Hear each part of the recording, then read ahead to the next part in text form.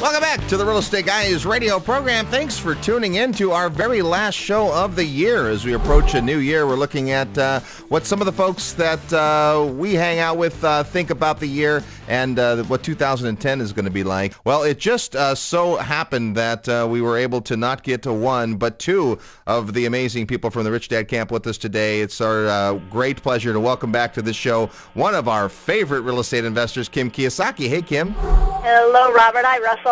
Hi. Hey, it's great to have you on the program as always. And it's always fun to be on your show. Well, we're very I would say cautiously optimistic about 2010. I thought Ken really addressed a lot of the reasons from your vantage point. It's here. We're about to start a new year. What's on your mind as we approach 2010? Well, I have to say I am pessimistic and optimistic. I'm pessimistic that I think the economy, unfortunately, is going to get worse, and a lot of people are going to be hurt in that the continuing downturn. But I'm extremely optimistic in terms of the real estate market and opportunities that are going to be available. I'll give you one that completely gives an example of what I see coming. We just closed on this deal 2 weeks ago, and what it is, it's the oldest resort in Arizona, the classic old resort. And the owner went bankrupt. He owned this resort with 3 golf courses plus 2 more golf courses at the second oldest resort in Arizona. So these are like the grand dames of Arizona.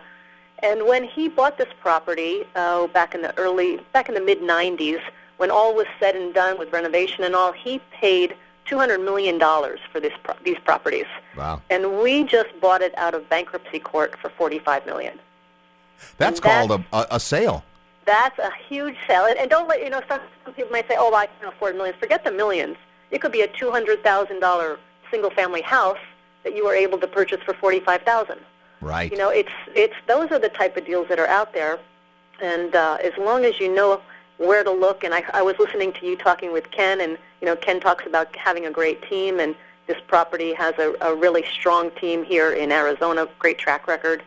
But that's the kind of things I'm looking for, and this I got so excited because we've been looking for a while, to find these type of deals, and this was a real home run for us. Well, there's a key there. The key is that you've been looking and you've been recognized it's a market that there are going to be opportunities. There's a lot of folks out there that have quit looking. They've thought, well, now's not the time and real estate's over and I got hurt in the last property, so real estate doesn't make any sense. How do you address those folks? Well, that's really interesting because I've heard that as well. People say, oh, they bought when the market was booming and now they're upside down. They either can't sell their house or they're renting it for less than the mortgage. And they're saying real estate is risky and real estate doesn't work. Well, that's a bunch of hogwash because it's not the real estate. It's the person who owns the real estate and the knowledge that they have that makes the difference. So, Absolutely. Somebody could buy a gold coin and lose money, and another person can buy a gold coin and make money. It's all about how smart you are today with the market. And I got to keep up more than ever today with all the changes that are going on, and who knows what the government's going to do. Taxes will probably go up, interest rates will probably go up, inflation will probably go up. So you just have to get smarter. You just have to get more creative, and that's why the education is so important. Yeah, it's hugely important, and obviously at Rich Dad and at Rich Woman, you have always been big proponents of education, but I have to say probably now more than ever, it's crucial. You could have been less educated in 04 and 05 and still made money, being smart enough to be in real estate, but mostly by blind luck, right? Now you've really got to get yourself educated. No, that's exactly right. There's a saying that says, when the going gets weird, the weird turn pro. And I think a lot of people, it was real easy to find a deal that made some money. You could flip it and make some money and do well. But today, not so. It's you've got to the tougher the times. Here's the optimistic side of it, because some of the challenges people keep talking about, credit is getting harder and harder and harder to get. Well, I'll tell you, when I started investing back in '89, I did not have the track record, and I did not have the money, and I did not have any really qualifications, and I had a really hard time going to lenders. So for the first 8 years, I had to get very creative, and I did not use a traditional lender for the first 8 years of all my investing. So this time, right now, as long as you stick with it, as long as you keep getting educated, this is the time where your real creativity and innovation comes in. I mean, Ken and I were talking the other day about, what we can do to a property because we've lost some tenants because they've lost their job and they had to decide between, do I keep the apartment or do I keep the car? And they usually opt for the car. Yep. So we're coming up with just real simple little ideas on how to be more creative, how to get more income, how to attract new tenants.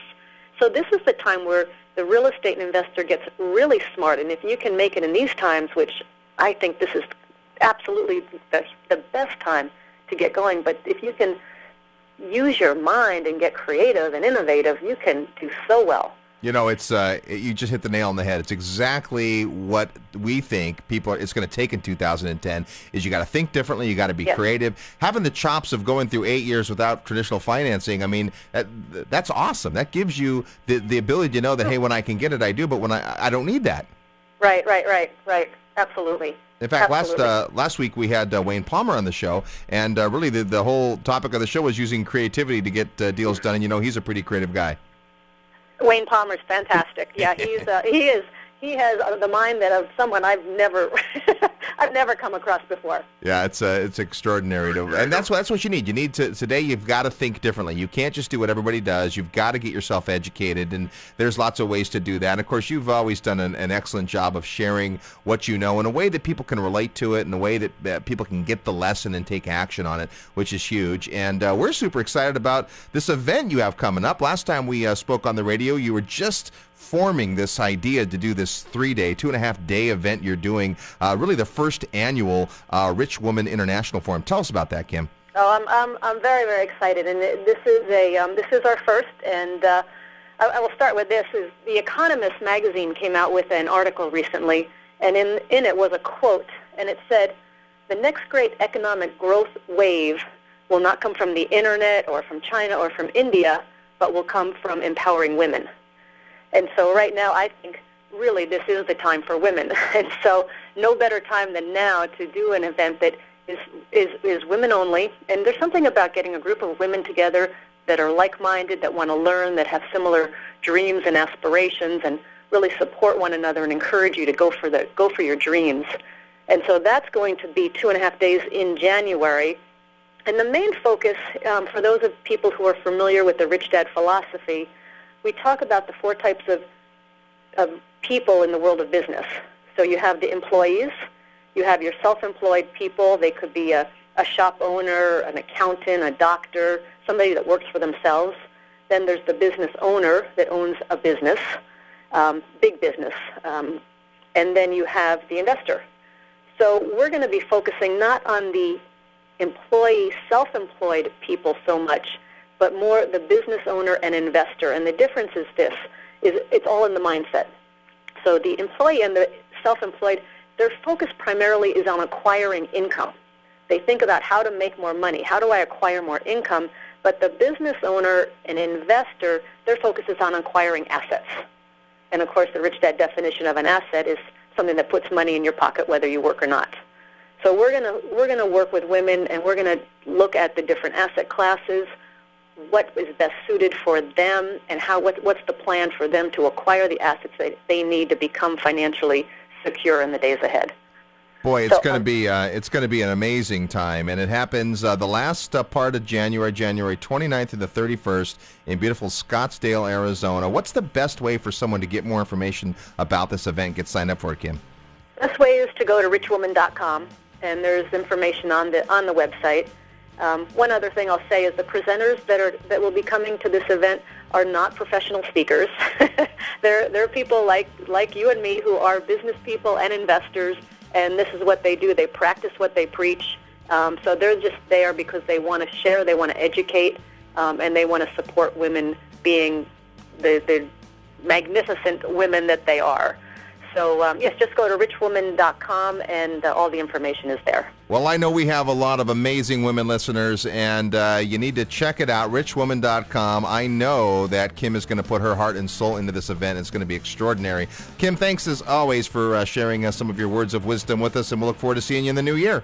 Oh, thanks, Robert. Thank you, Russell. Have a great holiday, and here's to 2010.